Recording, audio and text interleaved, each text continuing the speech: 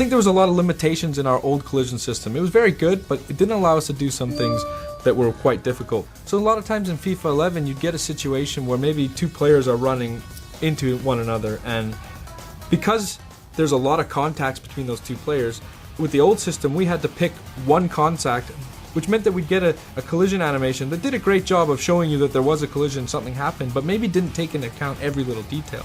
With this year's engine, what you see is when those two players come together, we're resolving for every single collision that happens, and we're really able to preserve the momentum a lot better in the interactions between players. This looks fantastic when you get into the replay camera and you see all of the limbs and the parts bending and contorting as you would expect them to, like you would see on real-world TV. But it also translates into the telecam, where you really feel the difference of the game and you really feel that preservation of momentum. Another benefit that we get is we resolve a lot of our clipping issues in the game this year. In last year's system, we didn't actually account for arm collisions at all, and you couldn't really tell in the telecam, but if you went into replay, you would notice that arms could sometimes clip through a shoulder or clip through a back of your opponents. Well, this year we're resolving every single collision on every single limb of the players when they interact, and the results are quite astounding.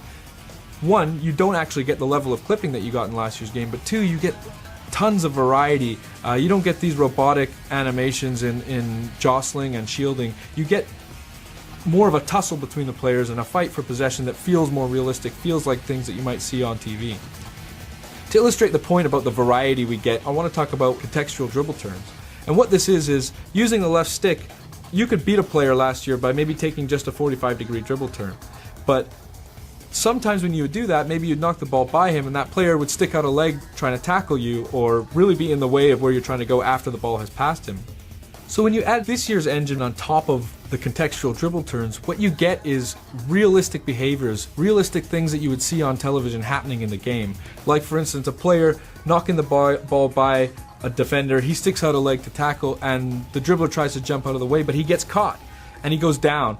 But the way he's trying to jump out of the tackle and the way that his legs bend because he's been caught, it creates another level of variety that we just wouldn't have had in the game last year.